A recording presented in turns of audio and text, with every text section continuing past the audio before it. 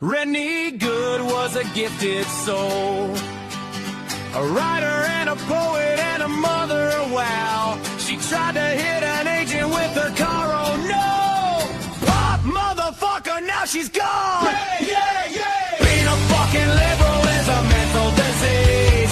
Blue-haired and fuckables with the septum ring. You are not a hero, you're a fucking disease! You fuck around and find out it's what it is!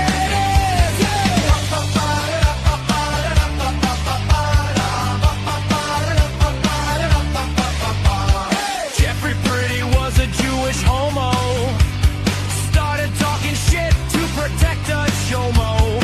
He was getting nicked when he pulled a gun. Bam, motherfucker, now you're gone! Yeah, yeah, yeah! Being a fucking liberal is a mental disease. Blue-haired and fuckables with a septum ring. You are not a hero, you're a fucking disease. Fuck around and find out what that is.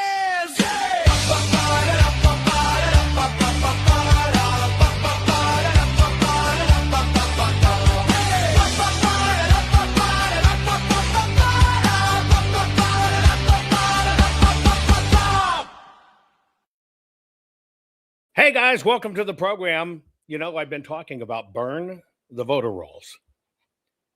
We're going to talk about can it be done, the steps, the challenges, the facts. It's everything you need to know because more than likely this is going to become a highly contested point and a war. The left, the right, every single state that does not want to secure their elections. That's what we're going to talk about. And of course, when you see somebody like Mitch McConnell not even wanting to put the SAVE Act up for a vote, then you understand our system's broke. Come on, folks, it's a total disaster.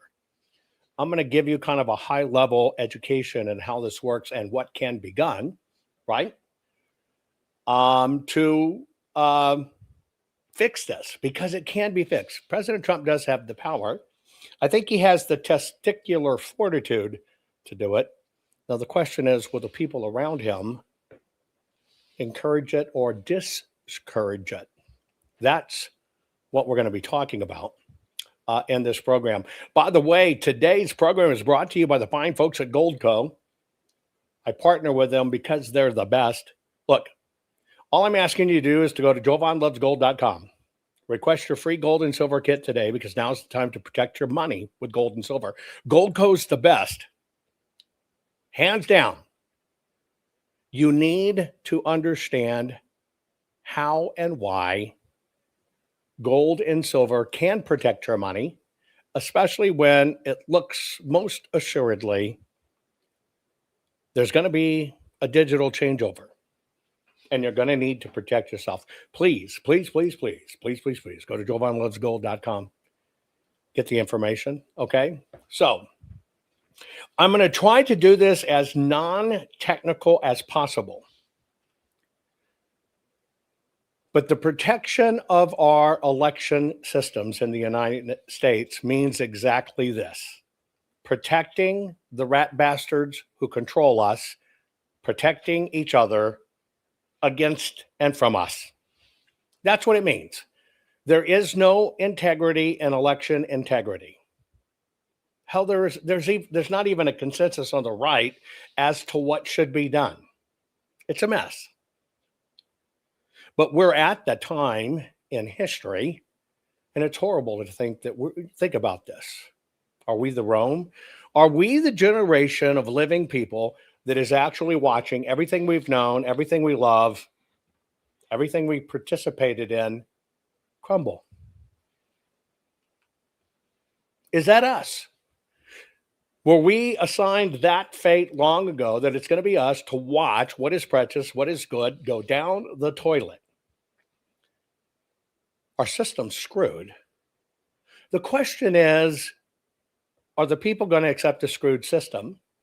And are the people going to believe they have no power? That's the big question. And so that's what we're going to cover on this. Burn the voter rolls. I will probably have to do this in a few parts. Share this program right now, especially with everyone around you. that believes they care about or in election integrity, this is going to be a wild ride. We got 2.5 minutes. Not fixing 2020 will damn our nation forever. The historic Maricopa County full forensic audit effort processed 20,895,610 digital and forensic images of varying formats, resulted in 208 million individual evidence-proof files. The system processed over 58 billion forensic measurements, resulting in over 2 trillion individual base computations. No hopium, no hype, just hardcore forensic evidence. Please make sure the Maricopa County Full Forensic Audit Archives survive. Donate now. So if you want what happened in the 2020 election fixed, then please donate to protect and secure this historic evidence. We can't do it without you. We need you. America needs you. Warning. The following program has been rated Gilligaff and is intended for open-minded audiences. If the truth offends you, or if you are allergic to focused intensity, intellectual athleticism, or the occasional F-bomb or even irreverent humor, please switch off now. If your delicate sensibilities need to be worried about or addressed, might we recommend the Underwater Basket Weaving channel to you? Otherwise, sit back, enjoy the wisdom, insight, and wicked sense of humor. Cut the crap.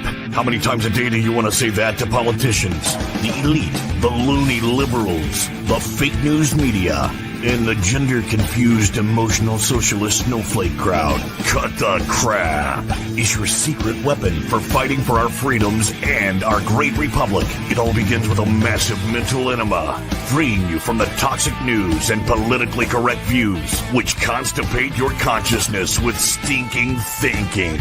Your host, Jovan Hutton Pulitzer. He's known for calling out politicians and telling them to cut the crap. You've seen him on virtually every television network and listened to him on Coast to Coast Radio.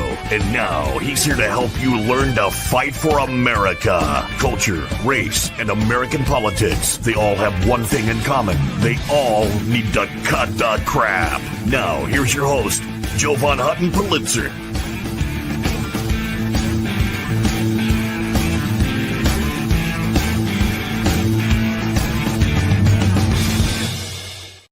Okay, folks, I put out a campaign called Burn the Voter Rolls. The premise is very simple. Back before they released the pandemic on us, the system prepared itself. One thing about the system is it leaves no stone unturned, right? Not a one.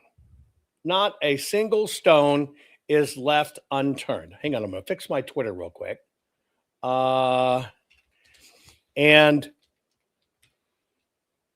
don't think that they do things in a way of, well, it's just one thing they do to try to manipulate things, or 10 things they do. It's thousands of things they do. Thousands. You got to understand it. Thousands of things the system does to manipulate itself. Because you have to remember, they're working to control not only all the assets of American citizens, but all the assets of America. So the play is really for about $400 trillion. Wouldn't you like 1/10 of 1/1000th of a percent? That's a lot of money. That's what the play is. When you're playing for that much money, where you can, I guess, legally take it from the system using maneuvers if you understand how to do it, these people play for keeps, and we're up for auction. Just look at Mitch the bitch not wanting to push through, the SAVE Act. It's right in front of our faces. His state tells him, hey, we want this. But you have to understand, Mitch is in a state, and you got to understand how they do all the manipulation. When you live in a state with an open primary, here's what it means. It means that You don't have to be a Republican and vote Republican. You don't have to be Dem and vote Dem. That's a standard primary. You can only vote for what your party is. Literally, in an open primary, any side can vote for any side. So the way people like Mitch McConnell stay in power, it's not Republicans put him in power. He's playing like he's a Republican. And when the primaries come around, they crush any opponent that runs against them because the Democrats have their people come out and vote for Mitch the bitch. That's the rig. That's how it works. And they've got their one anchor turtle in the mix, and they forever manipulate the system. That is how this crap works. Okay? So you have to understand there are so many hurdles in this that you cannot not take this seriously and learn how to play, how to fight, how to dig, how to scratch it out, just like these rat bastards. And that's what we're going to talk about today. So when they were getting ready to manipulate the system in a big way to get in Biden and camel toe, what happened is, as they're getting prepped and they know there's going to be these issues and they know they're going to get these mandates through and they know they're going to spontaneously change laws just so they can undo this stuff through the pandemic, they approved our voting systems coming under critical infrastructure. Now, the answer you have is right there. You do understand that. And most people never connect the dots. Critical infrastructure in our country has always been the things that no matter what must stay open and operational. No matter what. Power companies, communication companies, internet, military, hospitals. That's critical infrastructure. You understand that? That means when shit hits the fan or times are lean, nothing else matters except critical inventory or critical infrastructure, right? Think about that. Now get ready. Think about the most interesting thing of all. For some reason, on January 6th, 2017, for some reason, on January 6th, 2017, the system, which hated Trump because he'd gotten elected, magically added elections as critical infrastructure. Never before in history, ever, freaking ever, have they ever said that elections are critical infrastructure, which means stay open, hell or high water, special rules, special reasoning, special powers. So why did they do it on the 6th of January, 2017? Because they knew what was coming in 2020.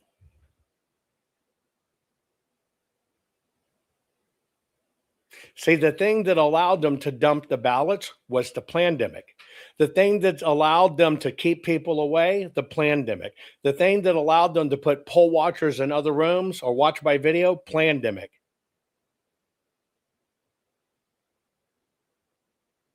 Do you get it? Nothing is by accident. So they knew, ready? They knew that they were going to shut down the United States of America with a pandemic. They knew it. But they knew during the time they were going to shut it down, there's going to be an election. And it's going to be contested. And they better make sure they control everything. Now do you understand why on January 6, 2017, they put our elections under critical infrastructure? They knew what was going to happen. Not a coincidence.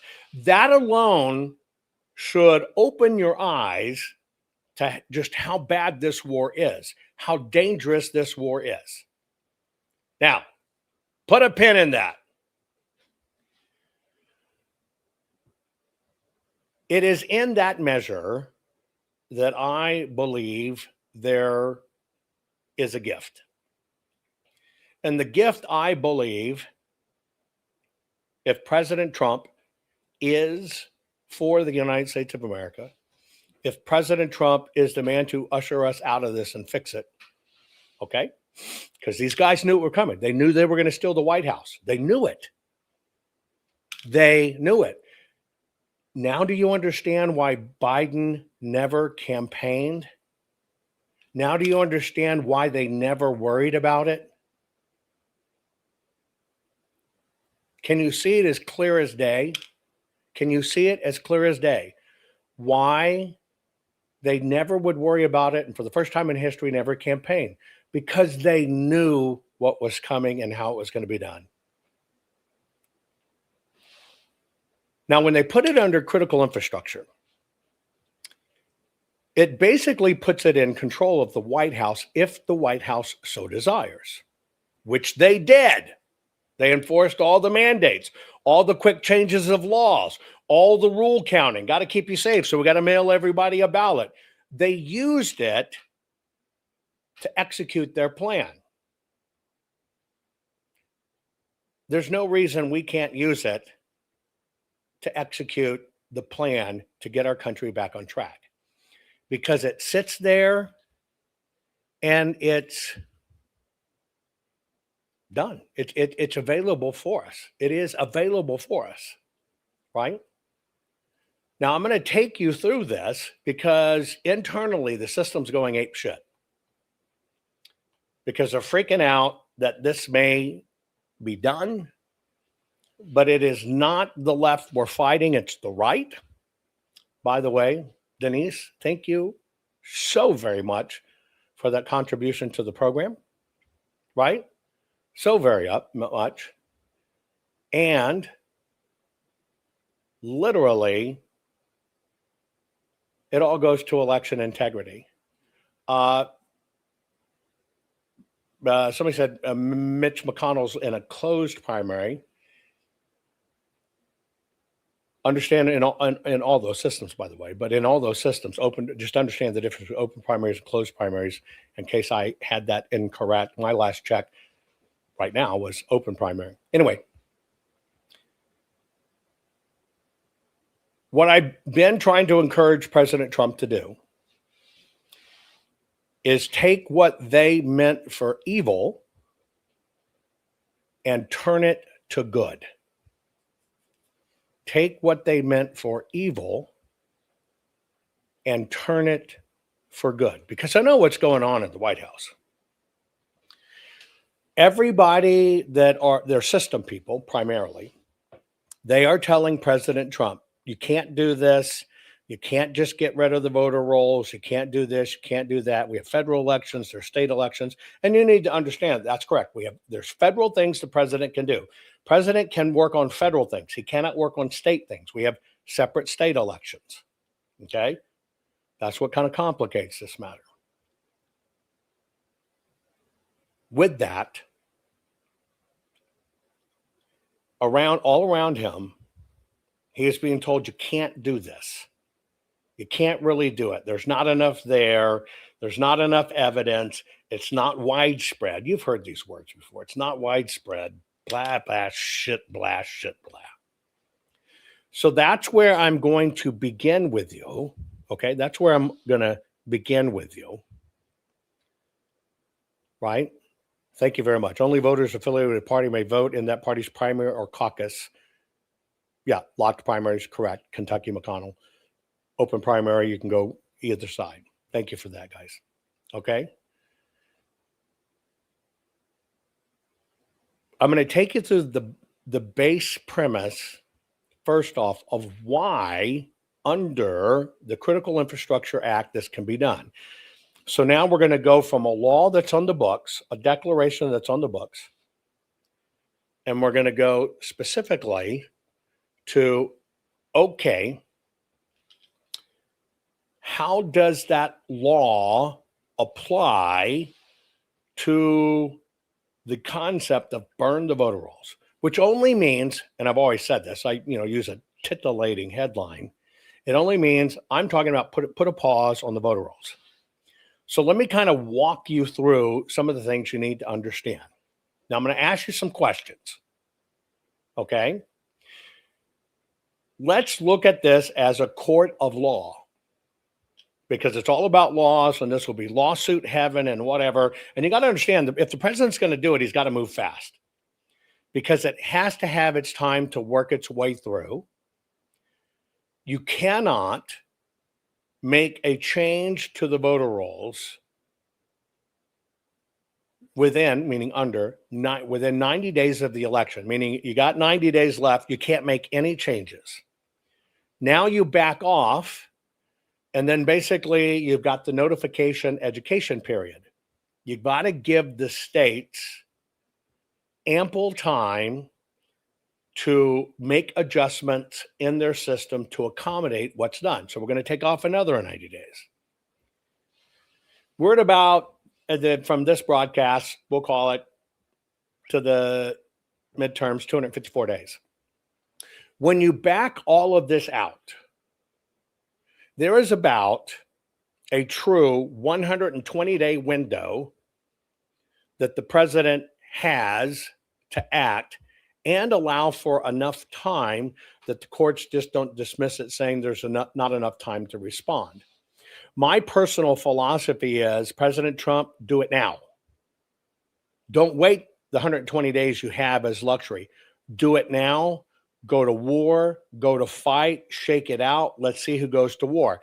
See, you see states right now fighting the federal government. No, we're not going to turn over our voter rolls. I want you to think about that. And it's these states that swing the elections. Oh, well, you don't have a right to that. We're not going to turn it over. Why are they protecting the voter rolls? Because they know that's where the ammunition is.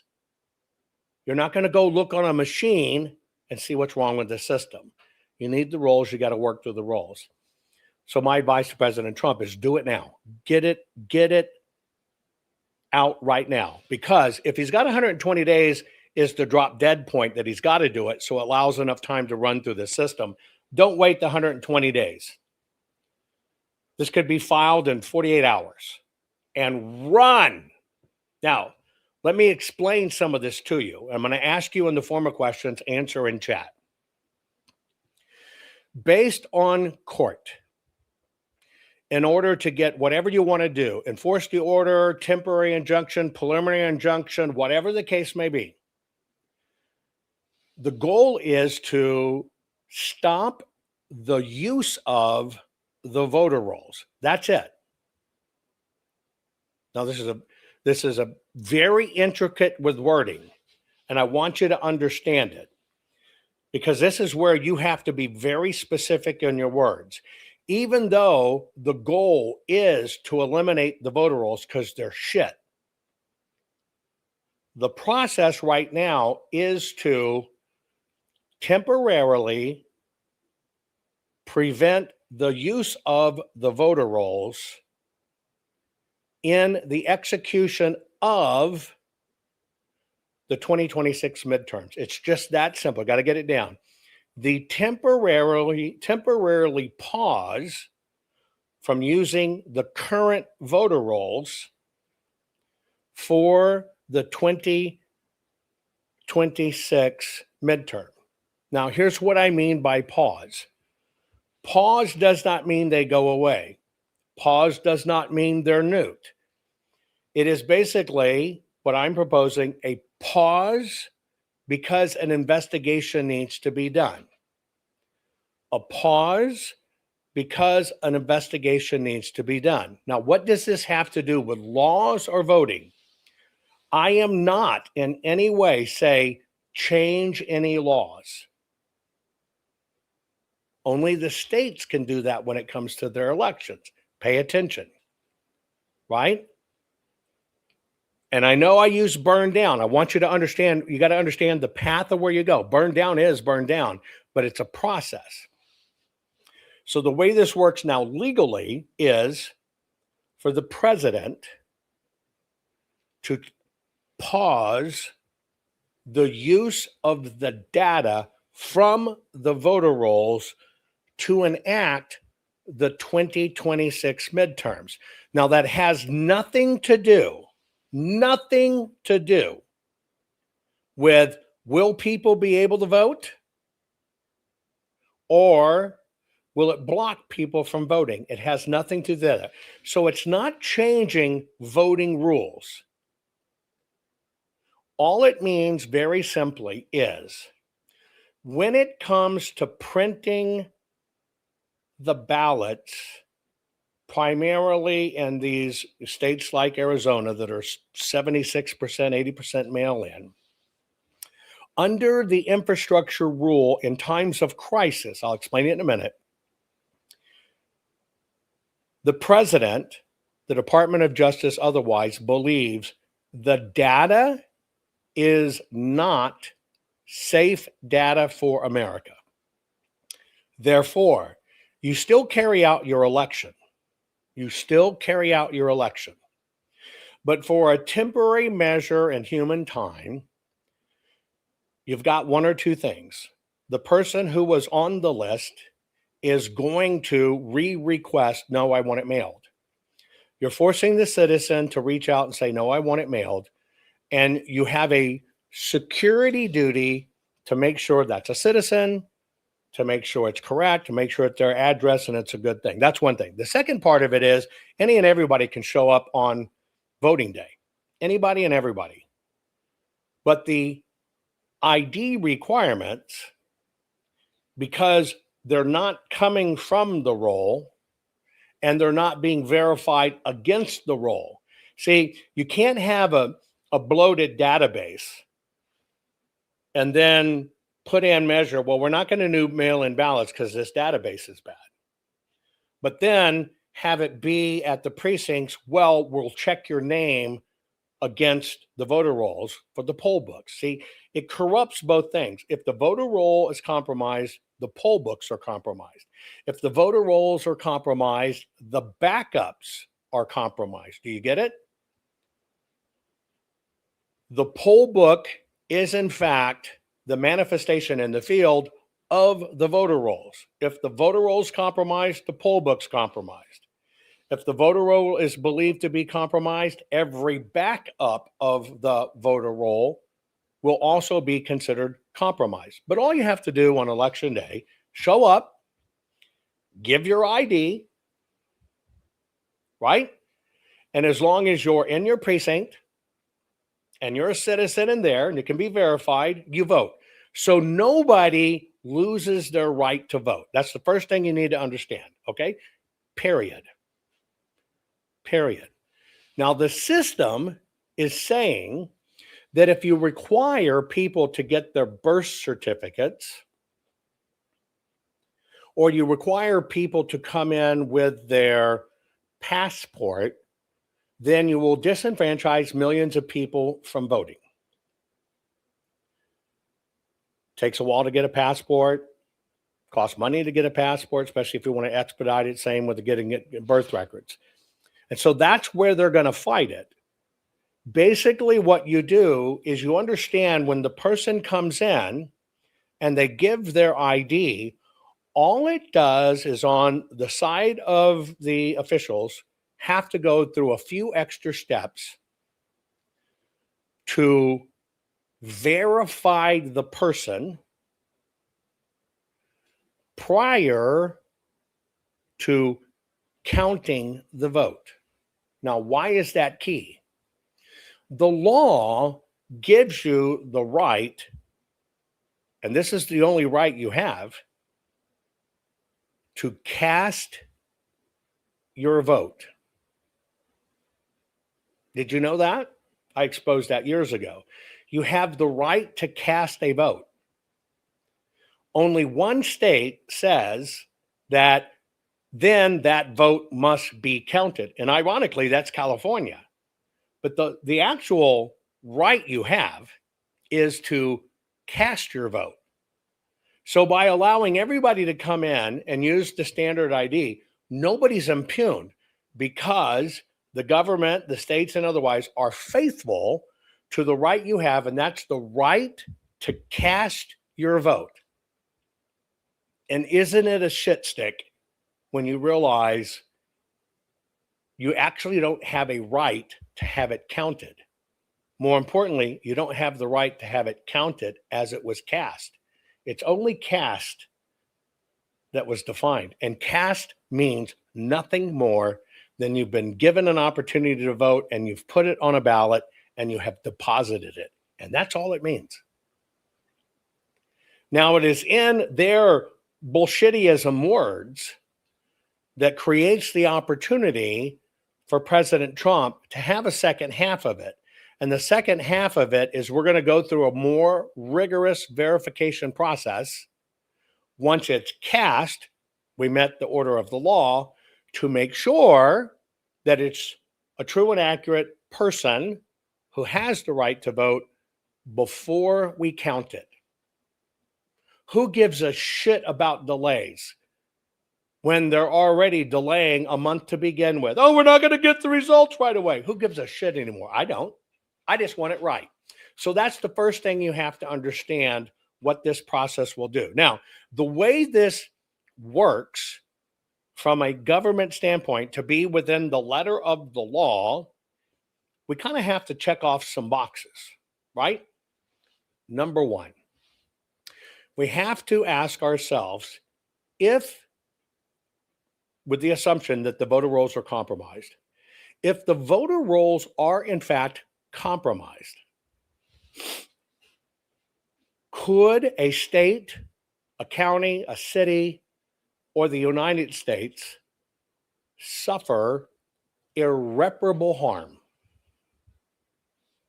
That's my question. If the voter rolls are in fact compromised, could the county, the city, the state, the country be irreparably harmed? That's the very first hurdle you have to get over. Could it create an instance where any of those are irreparably harmed? It's a no-brainer. So see, legally, we check off that box. Legally, we check off that box. So we move to the second phase. What is the second phase? The second phase that the law is going to ask, it's called the balance of equities. And we're not talking DEI. The balance of equities. It basically means, and we'll use a Democrat BS word here, equity, that in order for 14th Amendment, everybody to be treated equally under the law, balance of equities,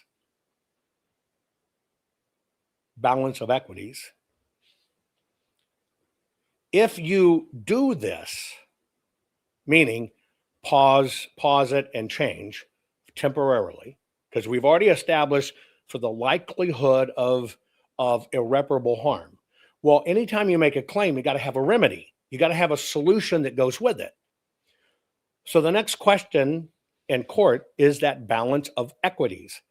Does the balance of equity favor this action or favor this order? Answer the question. If this was done, right? If this was done, meaning pause the voter rolls, et cetera, et cetera, et cetera, would it be in the favor of the citizens that you are giving them back their equity? Answer in chat. Would it be in the favor of the citizens of the United States of America, of the county, the city, the state, the United States, would it be in the favor of the citizens that you have now balanced their equities? Why? Because you've taken out irreparable harm, you're making a move to do protection, and is that protection all across a balance? Will it give people their equity back by assuring that everybody's treated the same under the 14th Amendment, right? And everybody kind of starts from the same start. So you can see we meet the litmus test of called balance of equity. The third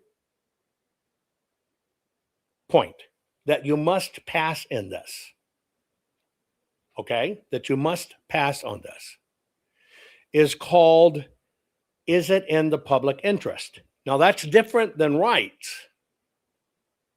See, there are your constitutional rights federally and at your state level. That's where we just talked about the balance of equities. What we're now talking about is you as an individual. As an individual, is this in your best interest? It is in the public's interest. And that's the exact phrase, the public interest. Some of them may vary a little bit by state, but is this in the public interest? And the public interest means, will this benefit the public at large? Balance of probability, that's 51% on the scales. Will it balance in the public interest at large? Obviously, yes. Okay. I can go into all the reasons the left, the system, the right will fight this, but since I've taken you on these three statutes first, I'm going to let you be a jury of, we're all each other's peers. I'm going to let you be a jury of peers. Now, in order to do this, you have a few ways to do this, okay? The first way in this is if President Trump goes to CISA, right? Now, I want you to pay attention to my words again, because I'm about to drop something on you that your mind's going to go, fuck.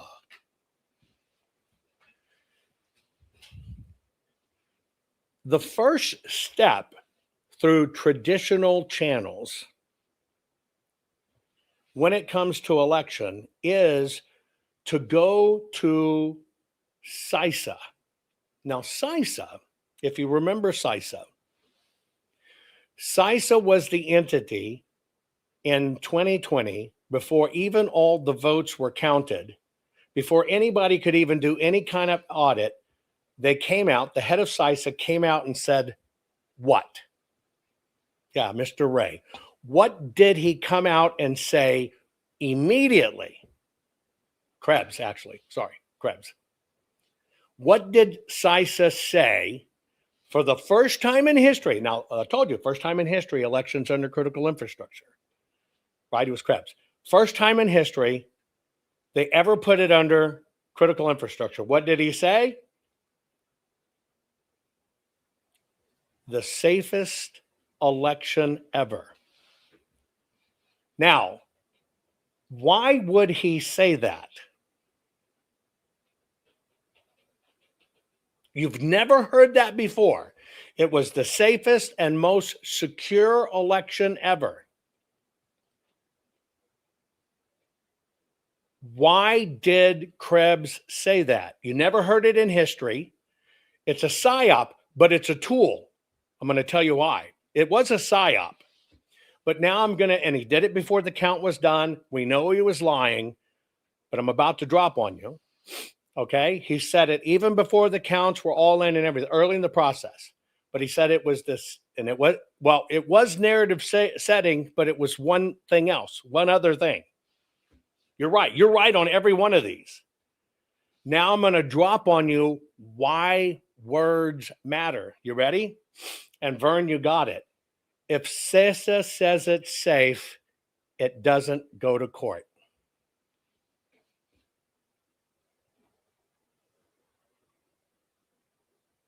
by law.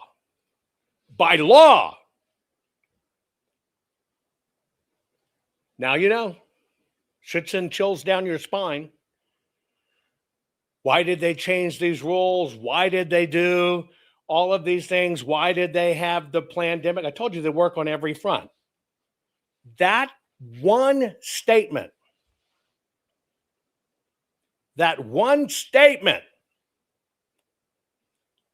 if you look at how the law reads of how you must prosecute the issue, the first decision of was it compromised, did something go wrong, is CISA. It must go through CISA. What did CISA say? Most safest and secure election ever. It instantly killed. Yeah, that's a lot of power. You understand how this works? Now you understand. I told you it's words. All they needed was that one guy who could have never known to utter those words. Why do they need him to utter the words? Because in order to go through this process and to say, wow, the elections were compromised, it first must come, not from the president. It must come from CISA. Now, you're asking the right question. Can they therefore block, burn the voter rolls? Now, you're learning, guys. You're learning. Everything I do is strategy. You are freaking learning. You got it. Who did that? Jim? JM? Can they then block, burn the voter rolls? Now you're getting it. Now you're getting why I tell you words matter, focus and procedures matter. Because it doesn't matter what happens. If this was a normal circumstance,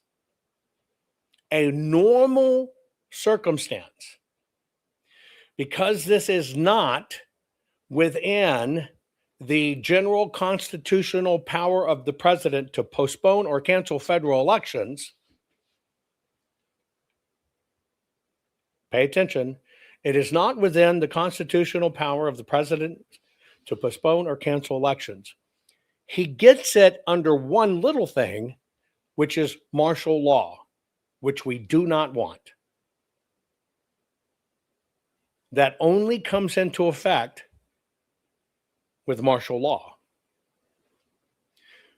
So we don't want that declaration of martial law. But in order to do something traditionally, it has to be done under what is considered a coordinated request. Okay? Here's what happens, and here's how it happens. The first step, according to how the system's set up today, and I know this sucks, you have to understand what they've done. It's not an algorithm. There's no polynomial, fractal, fucking infiltrated calls. The system's broken. You got to understand the system and what they put in. If you don't understand what they put in to protect themselves, you don't know how to get through the door to fix it. The president,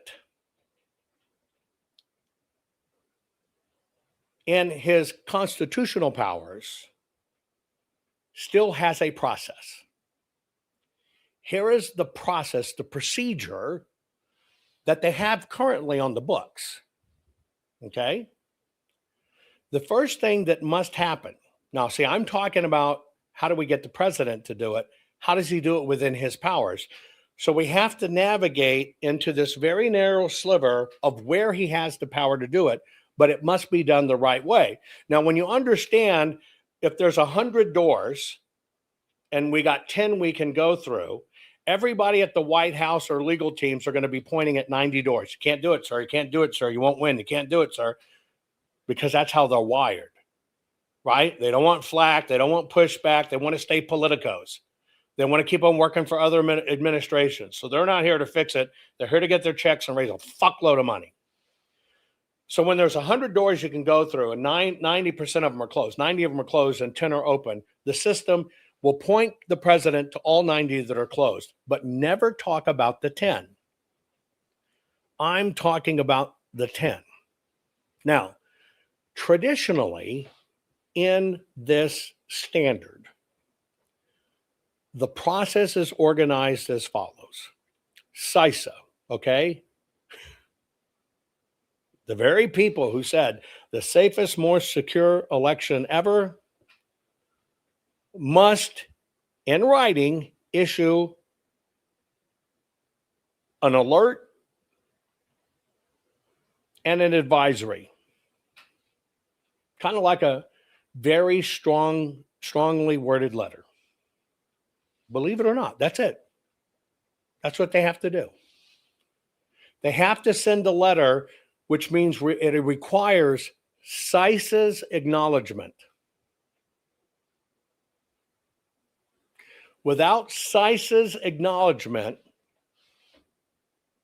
they can't begin the process. Now, do you understand why CISA came out and said the safest, most secure election ever? Now, do you understand the real meaning, the real intent, the real game played with one agency you fucking probably never heard of and a guy you certainly never heard of, Krebs? Okay? So,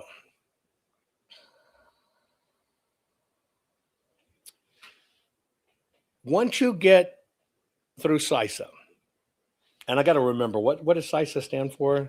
CISA. CISA stands for, hang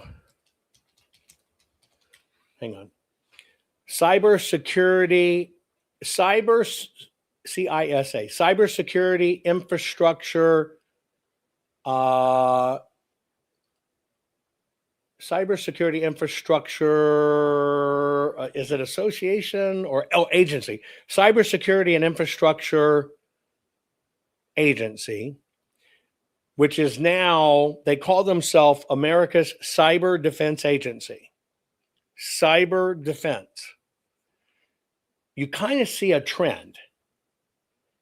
They too stay away from the paper.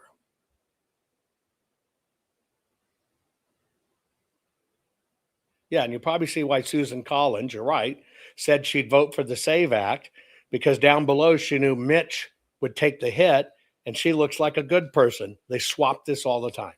So that's what CISA is. So what has to happen is CISA must trigger this. CISA then, in their report or advisory, that's what triggers the second direct agencies. That's Department of Homeland Security, okay, and Department of Justice. CISA has to say it. CISA requests assistance from the Department of Homeland Security and Department of Justice. If you don't get CISA, and if Simon says, if CISA doesn't say, if CISA doesn't push out the directive, it's not happening. Now, we have to assume, since Krebs, who's gone, by the way, we have to assume that President Trump does not know enough about this process to have made sure that the person controlling CISA is an ally and wants this fixed. So what we have to do is we have to assume that CISA is still compromised. Okay? Now, normally what would happen is CISA has to put out this directive. Department of Homeland Security, Department of Justice get involved, and then what they do is they ask the states to implement their own operational milestones. So CISA is going to do the Department of Homeland Security. And let's say they did this. Hey, we got a problem, voter roll, blah, blah, blah. They call DHS. DHS is in. They call Department of Justice. Department of Justice is in.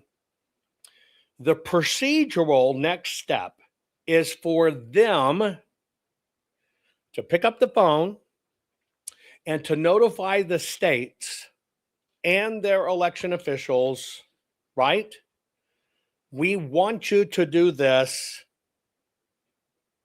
in your systems. Sounds easy, doesn't it? Until you understand, get ready, you're going to love this one. It's going to kick you in the fucking gut. All they can do is call the states and their election officials and say, this is what needs to be done, but we want you to understand it's voluntary and you have a choice whether you want to do it or not. Even at that level, we're removed from the Election Assistance Commission, which is voluntary rules. That's why I don't focus on the fucking machines. It's voluntary. At this level, that request coming down from Department of Homeland Security, the Department of Justice, going to the states can be nothing more than asking the states to voluntarily do this.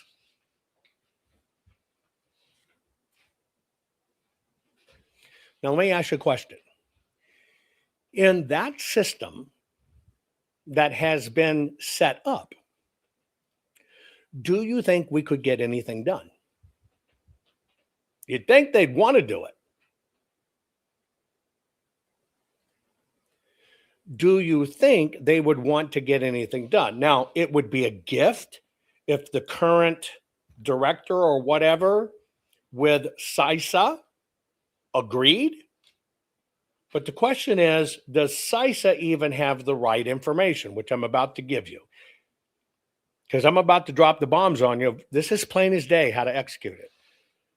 But you have to basically convince CISA. There's several gifts that are going to come from this. I hope you stay with me. There's several gifts that are going to come from it, but you have to get CISA. Now, if CISA makes the directive, it will just carry more weight. It will just carry more weight. Okay?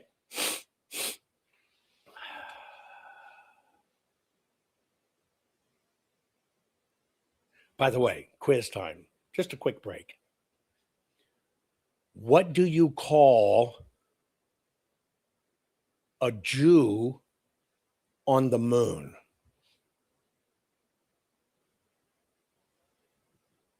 Taking a little break. What do you call a Jew on the moon? Put it in chat. What do you call a Jew on the moon? Somebody said cheesy. What do you call a Jew on the moon? An astronaut, you fucking anti-Semite. Actually, Seth Kessel told me that yesterday. I thought that was very funny. An astronaut, you anti-Semite. Okay. I digressed, but it was worth it. Okay. So let's say we get CISA. We still have to deal with the states. I'm telling you that I would guarantee you that not a single executive board member of CISA has any direct reports that would lead them to believe that the 2020 Trump election was compromised, right? They probably have no reports. Now, I'm choosing my words carefully, that the 2020 Trump election was compromised. But let's say they did. We could begin this process. So we still have to deal with the states, okay? Now, what happens is, this is where can the president or not just unilaterally say, you're not going to use the voter rolls. This is where wording means everything. This is why I said pause. If it's ever presented that the president is changing the rules, Legally, it's impossible. But what the president does have is investigatory powers. Very important. If it's ever perceived that the president is changing the rules, right? And this is a discussion I had with President Trump face to face, and he knows only as president can he do this. If it's perceived he's changing the rules, he can't do anything. He certainly can't do anything at the state level because everybody's required to execute the law. But the president, right? Hey, Lucy was suffering from cancer. She wants you to send her money now. She just popped up on Facebook and says her friend Kumbala Nugala Wala in Uganda can cure the cancer. Just message me.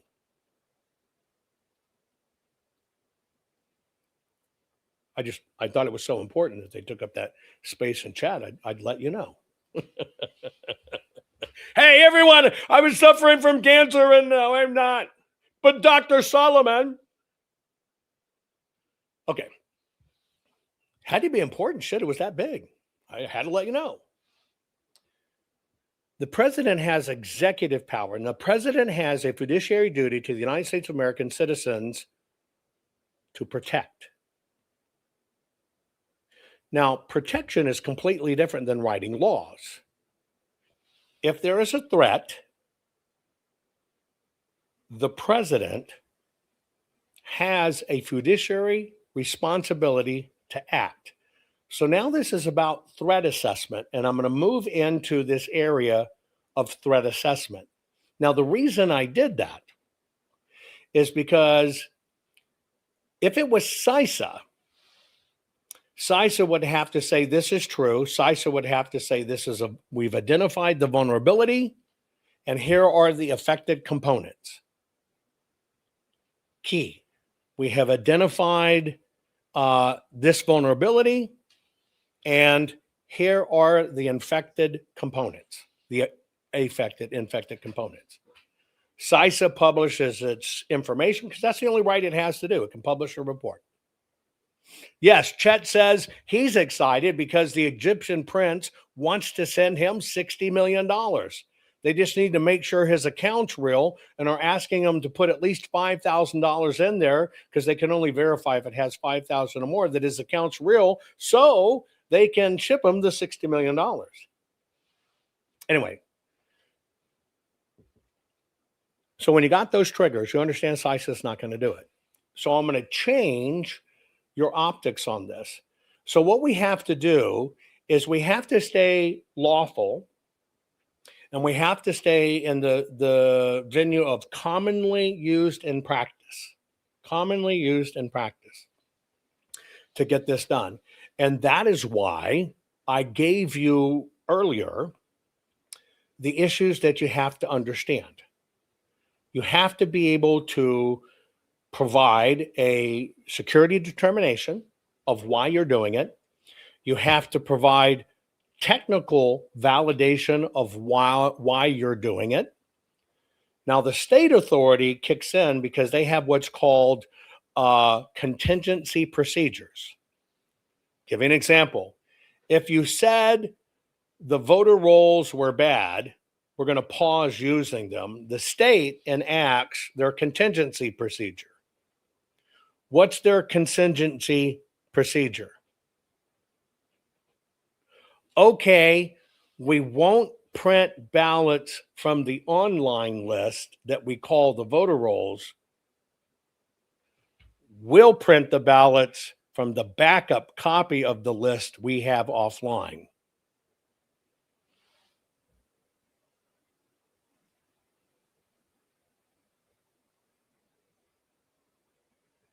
Let me say that again.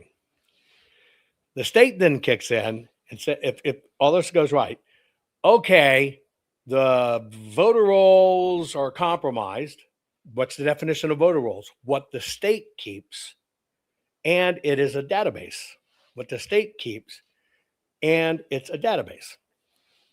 So we'll protect it by not using the database the state keeps, we will use the copy we have on the poll books or the version that's offline. And Denise said it. What's the fucking difference?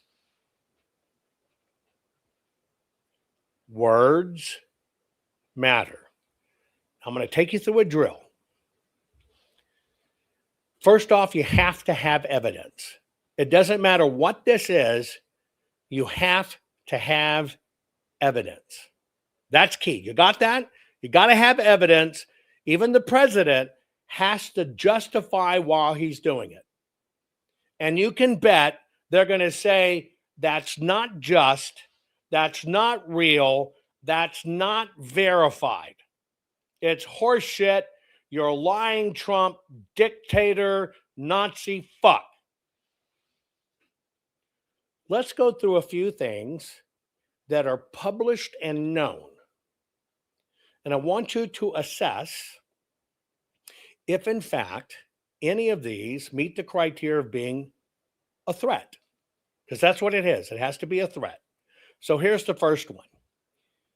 Here are the states where there have been voter roll hacks or thefts associated, pay attention, this is where there have been voter roll hacks or thefts that have been associated with workers at the county and state level.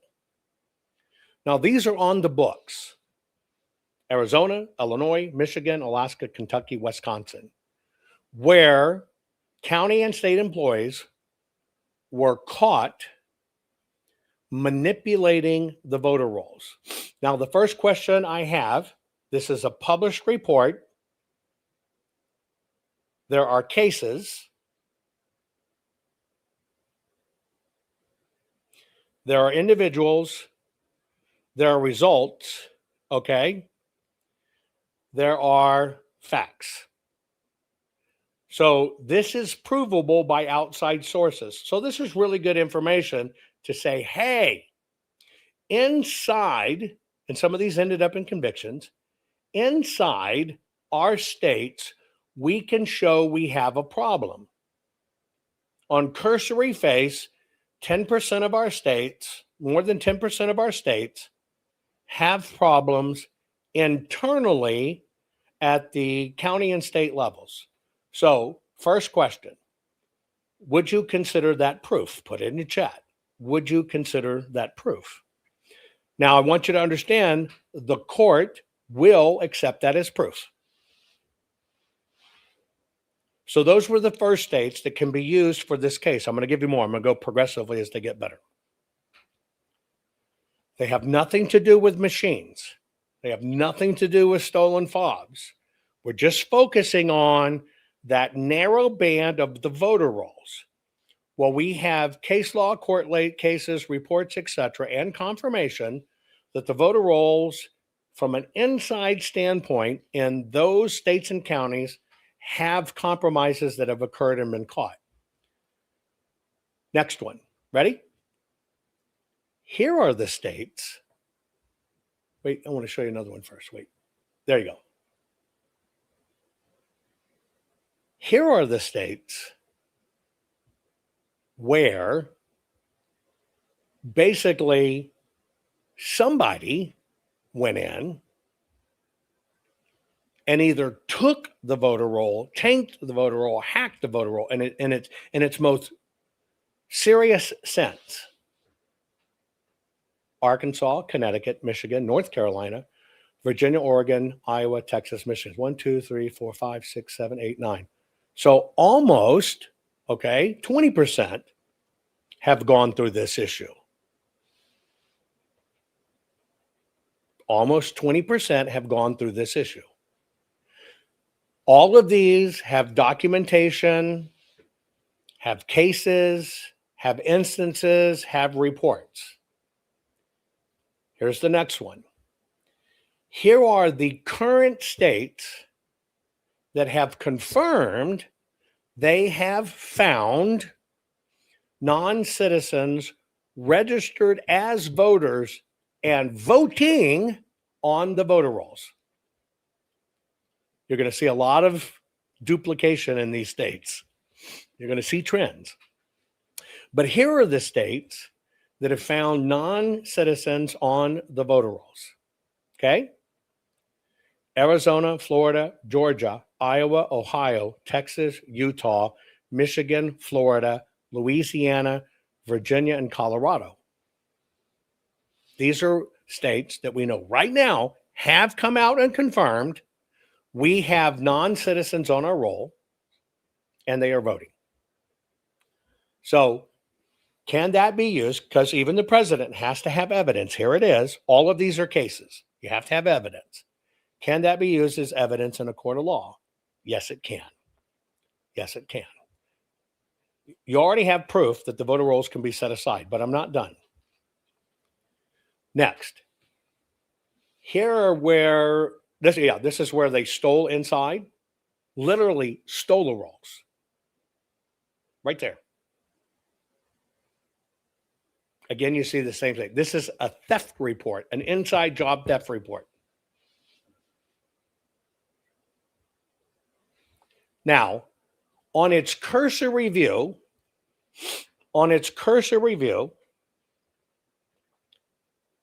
there is more than enough evidence to say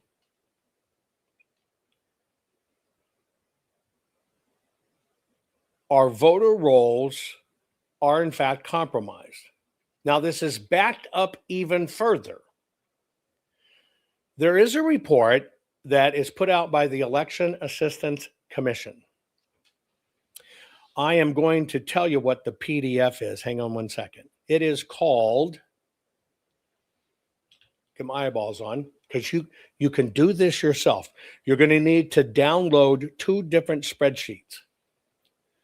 You're going to want to download, and I'm just going by 2022. You can use any of them you want. You got 2020, 2022, you name, but I'm showing you how to find them. Write this search string down. It's the 2022 EAVS, 2022 EAVS for public release. That's what you're looking for.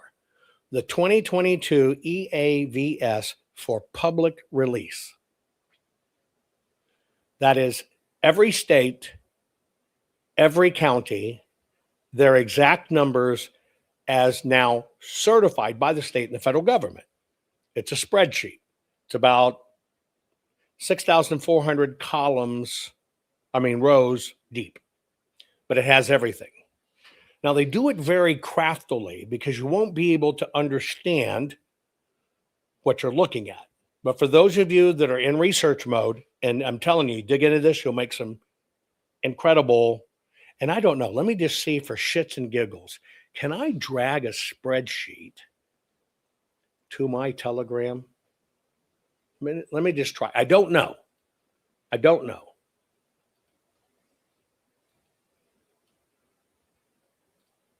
Fucking A, it took it. Okay. Somebody, y'all guys put it in my Telegram. You can go there and download it. Good. But I'm still going to tell you about it. My Telegram is me. It's just t.me/Jovan Hutton Pulitzer. No official, no fuckaducky, no no dot. Spell my name right. Okay? You can just put it letter T, .me/ somebody put it in chat. Jovan Hutton Pulitzer. That's my Telegram channel. I just gave you these. Now, there's 2 spreadsheets you're interested in that you have to understand how this works. See, it's not that I researched it and this address looks wrong and they're popping up on Rumble. Thank you. Okay. And then there is research what the system certified. See, because if they certified something wrong, they're in trouble. That's why you use the actual certified data, not the public data like the fucking F chart and stuff. You use the actual certified data. Now, the second spreadsheet in this process I gave you, one, I gave you the public release data. You can get these for many years, but you must have with it the key code. Yeah. It's so massive and so big, you have no idea what the codes mean, right? And you want to be able to understand the code book. They all have secret codes. And that's the 22, and it's in there. But for those of you not going to Telegram, I'll get it. Look up the 2022 EAVS code book. Now, you need the code book. Here's why. In that code book, it tells you every reason that somebody was allowed to vote, registered to vote, what type of voter they are, whether they're military, whether their social security number matched, whether their address was rejected. I mean, it's fucking everything. But they bury it so you can't see it. You can take one category, and I think it's category 8, which has a series of codes, 8A, 8B, 8C. I think that's it. You'll look in the codes. You will look very pointedly at the number of dead people your county removed from the voter rolls for any given period. You can see counties that have 100,000 people. You look at the death rates for the county, it'll tell you how many people died. It's simple math. You can find out how many an adult. Almost none of the numbers match. What they remove is significantly less than the people that actually died that would have been registered voters. It's simple math. So all of this sticks out like a sore thumb. But I know where you're getting. Wow, this is just some conspiracy theorist. These are the election deniers. You don't have empirical scientific proof that any of this is bad. And by the way, that's just the voter rolls. That doesn't mean that our elections are compromised or bad. You're lying. In fact, voter fraud is not very widespread and very minor. So you know that's where the hook comes in with us, right? You know where that's the whole hook for every one of us that comes in. They're just going to say it's not peer reviewed, which is what they do to shoot things down. Okay? It's not vetted, right? Or any of that. Not true. I want you to know, just so you understand. Okay? We're going to go at 2 levels. And this is why the gift keeps on giving. But you have to understand what you're looking at. And you have to know the whole fucking system's rotten. And what we're talking about now is how does the president able to do this? So, you remember I told you that CISA has to declare something's wrong? Do you remember me telling you that? Do you remember me telling you that CISA has to make a declaration? If we were looking only at government bodies, federal level, and we want confirmation that our elections are broken, not the Brennan bullshit report, it's not widespread, but not that shit. But I told you it takes backed up data for the president to do this. Well, what if I told you that the Office of ODNI, right? Intelligence Office, that the intelligence community put out a report, a certified report, saying beyond a shadow of a doubt, our elections in the United States of America are fully compromised.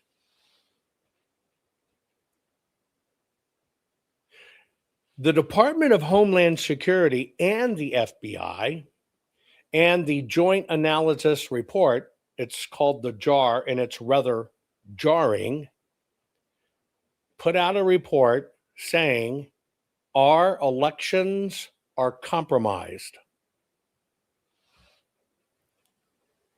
The joint DHS, ODNI, and the FBI all together, after their independent reports, published another study. Our elections are compromised.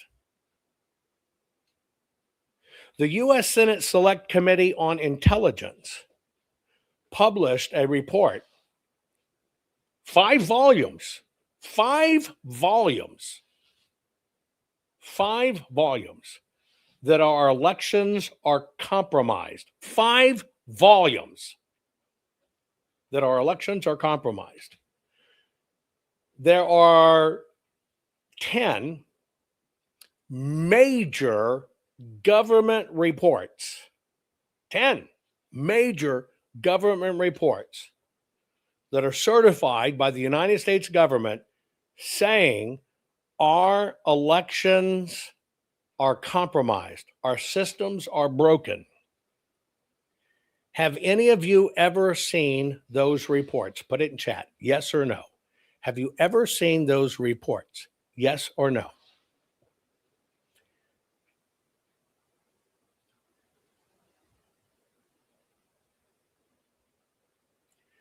Now, these are published. These are documented in American history. These are evidence, submitted into evidence as absolute fact. And every one of them was published by the holdovers of the Biden administration immediately when President Trump came in after being elected in 2016.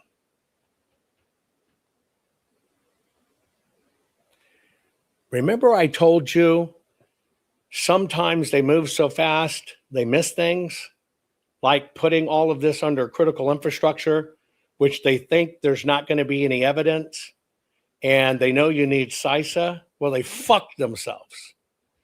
They fucked themselves because they did it to try to impugn President Trump. And it's all endorsed by CISA. And it's all published. Every one of them. That our elections are compromised.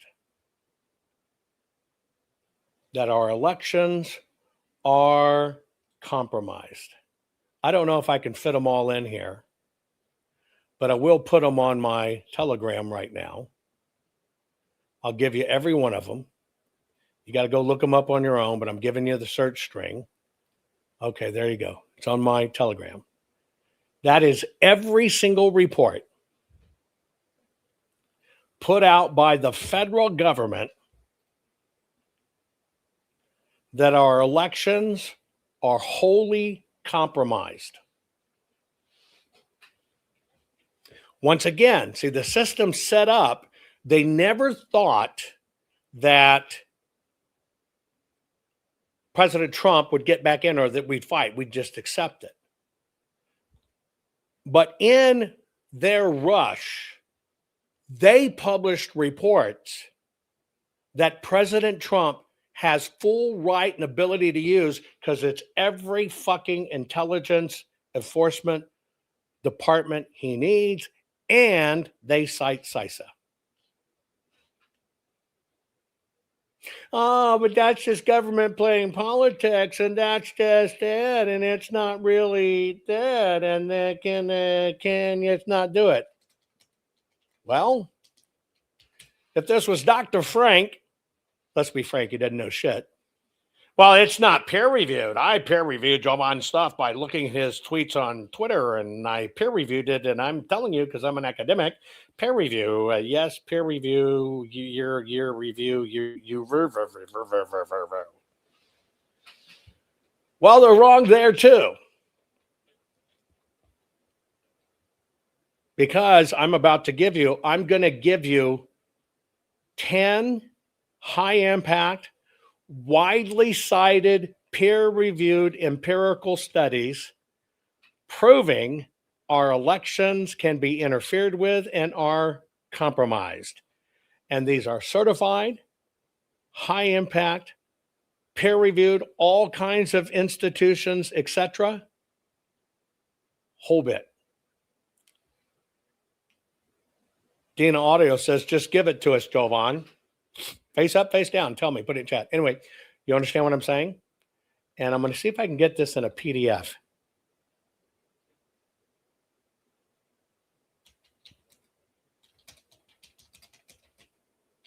I'll pull it up in my system. So here's what I just told you. I went through the process to show you how they did all this entanglement. But what they did is they undid themselves at the same time. And now it presents an interesting conundrum, which also benefits President Trump. Ready? President Trump enacts every one of these government studies, every one of these peer reviews, goes, here's proof our system is compromised.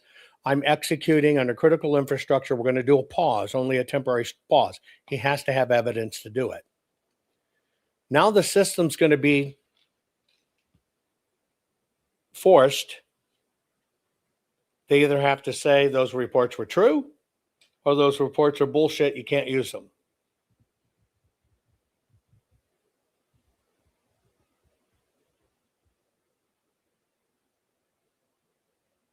So you're going to find academia, you're going to find agencies that are going to be incredibly quiet because it backfired. They're going to be incredibly quiet.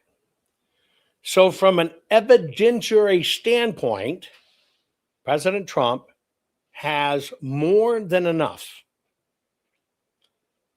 government certified reports that are part of American history. And he doesn't have to prove their BS. Here, they said it. Here it is. They proved it. Massive amounts of university and peer-reviewed stuff, which of course is all crap. All of these studies that now show illegals, all of these studies that show now the rolls are bad, he has everything he needs, okay? Everything he needs to show we have a problem. And he has executive power to even get more information. I'll give you an example. President Trump did an order that said the agencies with illegal aliens have to now talk to each other. Now, that doesn't mean every state's doing it. The states I showed you aren't going to do it at all. But only 33 million records of about 160 million or 170 million records have actually been run through this system to check. So they've done a sampling. What would that be? 1, 2, 3, 4, 5, 6. So that'd be 1/6 of the voter database has been run through it. And almost everywhere they have found instances that illegals were actually put on the voter rolls. Now they're going to use this little bullshit word to say it's not widespread. It's not widespread. Well, that's a sampling, and we really don't know. And by the way, Alabama alone found over 5,000 of them. So we're not searching for widespread because elections don't have allowable margins of errors. It's a fucking election.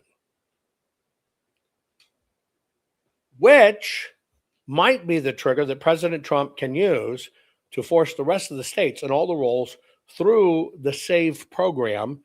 I got to remember what it's called. It's the Citizen Something Fuckaduckity Board or whatever. Anyway, right? Where they get welfare checks and stuff. So we have empirical data. You also know what we don't have? SAVE has run through 33 million. I have heard that the inability to confirm, that doesn't mean they're illegal. It just means we can't confirm their status, is 10%.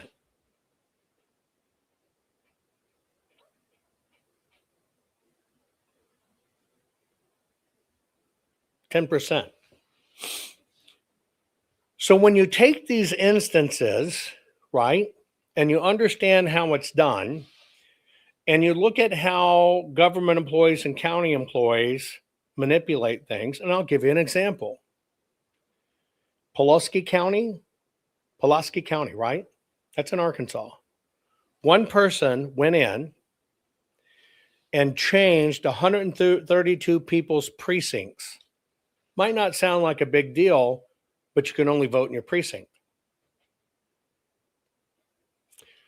We're seeing that done in the mail-in states.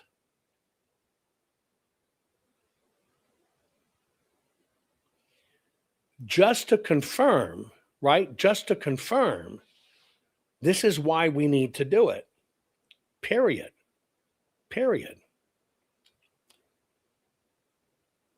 We have so many little breaks. So basically, from a court of law, it's the preponderance of evidence, and this is why in the courts it occurs. What we're trying to do is to find out how high spread it is. It occurs. And that's the threshold where in politics, when it comes to counting the vote, they kick on this widespread. Well, it's not widespread. And that's how we allow them to BS in it. By the way, all of those where I showed you the states, right? Every one of them where I showed you the actual states that had people inside that mucked with the voter rolls, okay? They found it. They showed it, meaning it's real. It's absolutely real and can be proven, okay? Absolutely real and can be proven. Whether it's non-citizens on voter rolls, here's the states. Whether it's voter roll hackers and thefts, where criminals came in to do it. Whether they caught state workers doing it. Do you notice something here? Here's criminals from the outside. Here's the inside. Here's criminals from the outside. Here's inside. This one stat that you're looking at right here that I bebop in between is more than enough evidence to say we have a maladministration problem that even outweighs the outside compromises. Get it? California doesn't report, they don't care, you can't find it. Or even just, here it is, right? Where they modify them. The data shows we have inside jobs and we have outside jobs. This is where the data of what has been found, completely staying away from fraud. Well, a voter voted wrong. See, nothing I talked to you about today has to do with somebody voting illegally. It has to do with the system maladministering elections. By the way, all of these, although they were found, didn't get criminal prosecutions, but there were agreements, plea agreements, because every one of these was found to be a boo-boo. Oh, it was an accident. I didn't mean to. Oh, geez, is that what that button was for? Get the intent shed? So when we get away from that and we're just looking at systems, This is where President Trump 100% has the ability to go by infrastructure and immediately go to each state, as I would. Yes, it requires filing a lawsuit with each state. They'll have to file it. It's just a procedure. They have to do it.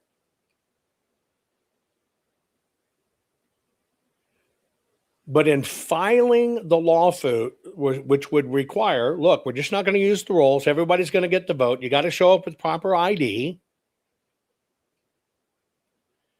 And you vote the day of. Now, another interesting secondary trigger kicks in. You know, obviously, they want to try to have the president go through Congress. Remember, I told you about 100 doors and 90 doors are this way, you know, closed, and 10 you can go. I showed you the openings. They're going to be telling him we can't do it. And the number one thing they're going to tell him to do it is, you can't do this. You can't draft a federal bill. We'll never get it approved in time. And they won't even approve it. Mitch McConnell just taught you that. Which, by the way, get ready for this, listen, is the best gift that could have ever been given President Trump when it comes to this executive order. Why? Because the loophole to avoid Congress, it goes from Congress to the Senate to the president, the loophole to avoid Congress, get ready, is you have to prove Congress is unwilling to act on it. What did Mitch McConnell just give us? Even something as simple as you got to have ID, Congress is unwilling to act on it. Mitch McConnell handed the president exactly what he needs to circumvent Congress. Why? Because they've already taken the SAVE Act, which has minor elements overall, very easy. And they won't let it go through. Now he can say, under critical infrastructure, we know this is going on. And we know Congress will not pay attention to it and fix it. They have foregone their fiduciary duty. That was a gift. Right there, black and white. Why? Because it's about elections. It's about IDs. It's about the fucking systems. And Congress failed to act. Thank you, Mitch McConnell. Because what happened here is you just accelerated everything, which basically puts it at the state level. If Congress won't act, now you're forced to go to the state level.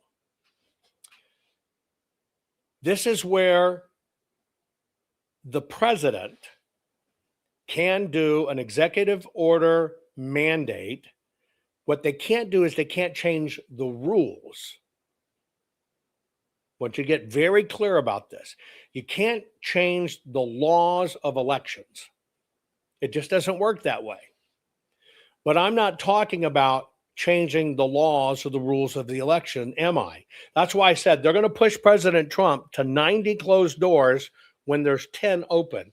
The 10 open is as an investigatory action, because we can prove beyond a shadow of a doubt, thank you, Democrats and others, peer-reviewed data by universities and government reports, our election systems are broken. And even since then, we have more and more and more and more and more. Houston, we have a problem. What that does is that forces Department of Justice priority. Now, the president has a little more power now that Congress acted. Now that Mitch the bitch won't do the save, he gave the gift for the president that when the president does this executive order and is going under critical infrastructure, he can now say, I can prove you didn't act on it. Therefore, he can reject all grants and fundings for elections. That's the one power he has, to deny funding because they won't act. Mitch McConnell just gave us that. You need the rejections. You've got to go through these procedures. Now, in this, what happens is the president, okay, he has to carve out UOCAVA. That's the overseas voters and military. They can vote by mail. What happens is the president, under mandate, we now know Congress won't act. They won't even act on the most simpling things. And we have to use existing state authority. The president can ask the states to eliminate, and this is what I'm suggesting, to temporarily suspend printing ballots from the existing voter rolls. That's it. Prevent the printing of ballots from the voter rolls. It means it just can't blindly be printed. Can't blindly be printed. You can't just, shit out tons of ballots. As the security measure, which I told you and other things, is this is where the voters, nobody's being disenfranchised. You can show up, you can call in. I don't want to walk in, send me a ballot. But now we have a procedure under this investigation for the investigation, not new rules. Under the investigation, for the investigation, they can put in rules about how to verify. Now, EOs are not laws because the next administration gets to wipe them out. That's a gift.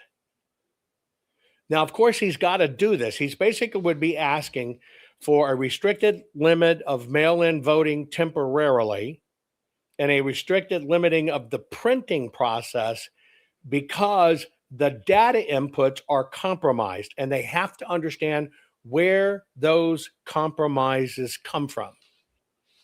Period. All he has to do is everybody can vote. It doesn't change any laws. We're going to send out to UOCAVA. That's it. But it's going to give us the time to check the voter rolls. Now, everybody who comes in, if there's a question, they can't deny you to vote. If Paco from Taco Bell from Mexican City and the drug cartel leader walks up and says, I want to vote, he has to be handed a ballot and allowed to cast a vote. You can't deny him. He has to be allowed to cast a vote, which is the law.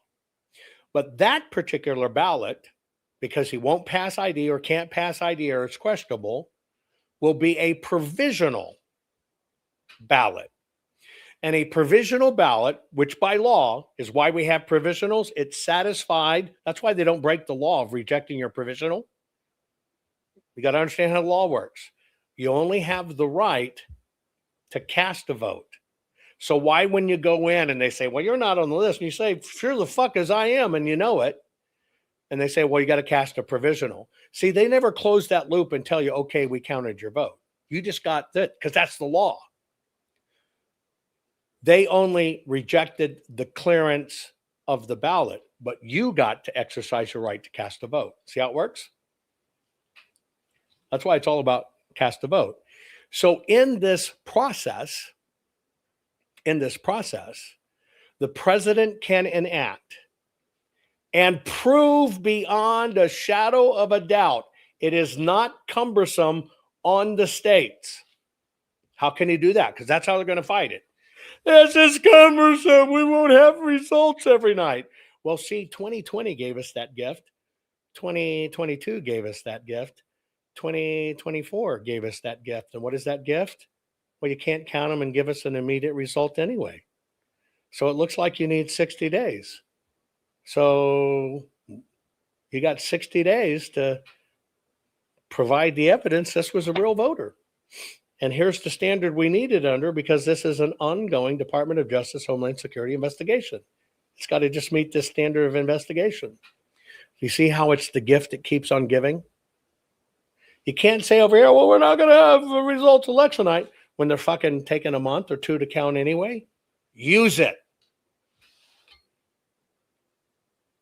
Use it.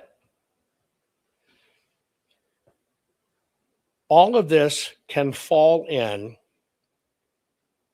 to what's called emergency court orders. We use the data we have against them. We use the patterns they produced against them. We use the data they gave us against them. We use the facts against them. All of those things create standing. And then, because the president automatically has standing, you got to get to the second hurdle. What's the second hurdle? The second hurdle is you must have strong, specific evidence. The third thing is you got to have legal theory that overcomes state law. Why is that key? Because we have state elections, not federal elections. But here is the President of the United States operating on the following legal theory, supported by government reports, academia, and institutions, that our entire election system is compromised. We know it is. We don't know who does it, but we know it is. Here's all the data. And if that is true, we are not providing equity to the voters. And I have a fiduciary duty to fix it. This could be one of the most broadest emergency court orders that can go into fast, but very few have won. The reason they have won is because they always miss strong specific evidence. We don't want fucking polynomial, dictynomial shit, right? You need facts. Peer reviewed. Here it is. Here's the facts. Confirmed by by the way, it's all of our agencies. Not just some of them. All of them confirmed this. And I'm now getting my head around it. And it's just about equity, because we don't want anybody to not be treated equally. Therefore, we are just temporarily suspending the use of the rolls, the existing rolls as they exist, telling America to come in to vote, or just call in and make sure and list a request if you want to vote. We got all the time in the world to do this. We got 254 days before the midterm. All the states can mobilize. All the states can do every bit, even if they have to fight it. And that's it. That is what I call burn the voter rolls. But you have to understand the steps. You have to understand the steps. And what I gave you today are the steps. By the way, there are 50 states in the United States.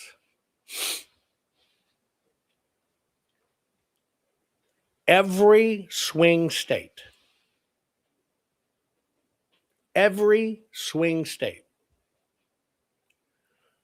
currently, that's Arizona, Georgia, Michigan, Nevada, North Carolina, Pennsylvania, and Wisconsin. Every single state of the swing states have rules on the books that match what would be requested of the voters when they show up in person. And that would be, it's got to have auditability, you got to have proper ID, you got to have these things. Those laws are already on the books.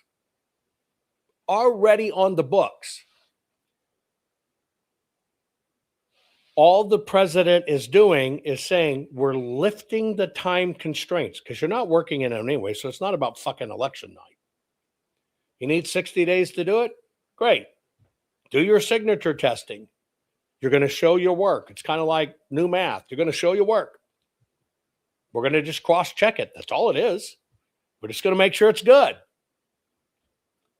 Every swing state has components, whether it's ID, whether it's rejection of drop boxes, whether it's rejection of mail-in ballots because the addresses didn't match.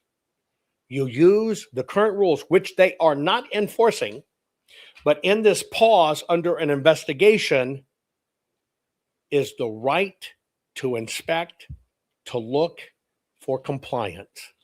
And that is all the president is doing. It's his job to protect the country. We know this is a problem. We need processes put in place to do it. Suggest a temporary pause. That's it. You're not changing any laws in any way. Here you go. And all of those are already on the books. And you know what? I can't put this into 2 fucking sentences. I'm sorry. I can't. Because what I gave you is a playbook.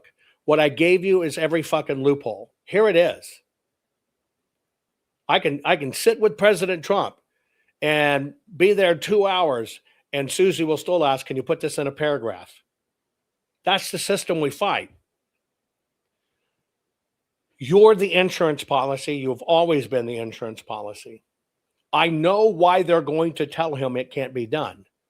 I'm telling you, as a strategist, here it is. We have everything. We have everything to do it. Here is why I am so fucking disgusted with election integrity. Because the people like fucking Dr. Frank, right? And all that crap will constantly tell you that full forensic audits are a grift. Jovan's a grift. Can't do it. Not right. He doesn't know what he's doing. That's not really real, and it's the machines. That's what I have distaste for. You don't have to like me. Seth and I were talking yesterday. We do not agree with each other on a lot of things. We laugh about it because we can still be friendly and talk and respect that we have a job to do. But just like I told you, Mitch the bitch stood in front of the SAVE Act. Let me show you how many cities within 1 year of me coming out, introducing full forensic audits. Here's how we do it. Here's how we find it. Let me show you exactly how many cities the GOP funded to put people on the ground to tell you, no, don't do forensic audits. Do a canvas and it's the machines. There is, right there is every city they funded events in to push them away from full forensic audits. There you go. This is why I have so little respect for election integrity, because there is no integrity in election integrity. So few people really do the hard work, but you got a lot of speakers, a lot of travelers, a lot of shit to continue to tell you not to focus on what's real. This is the depth we go into. This is the depth I want you to learn. Right? There are, this is, by the way, this is only three people they put on the ground. There are many more. This is a map of 3 particular people that got funded to go around to the cities right there. That's just 3. Pressler's not in there, a lot of others. This is just 3 people's trips. Look at that. Look at the amount of that travel.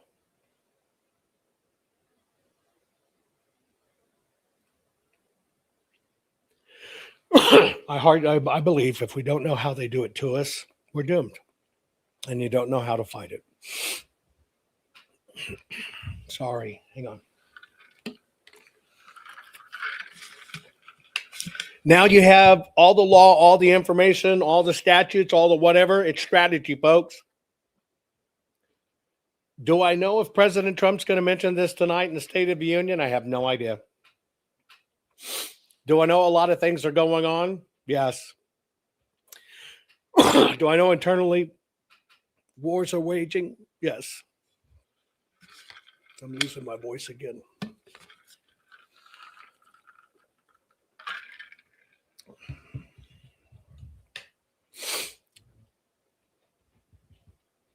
But you have everything you need. And the only thing, if you took away one thing today, you now understand why CISA came out and said the most secure, safest election ever. You know why the Democrats put elections under infrastructure, because they knew the pandemic was coming.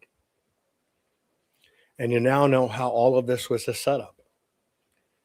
And this is just, they fought using the rules of the system. It was not dirty. They just know how to use the system. One sentence by Krebs changed our destiny. That was just a few words, but look at everything it changed legally. This is why I need you to understand how we fight this. Share this program. And folks, we need help for our work. We really do. We need you to stand up and help more for our work. Love you all. Share this program. Not fixing 2020 will damn our nation forever. The historic Maricopa County full forensic audit effort processed 20,895,610 digital and forensic images of varying formats, resulted in 208 million individual evidence-proof files.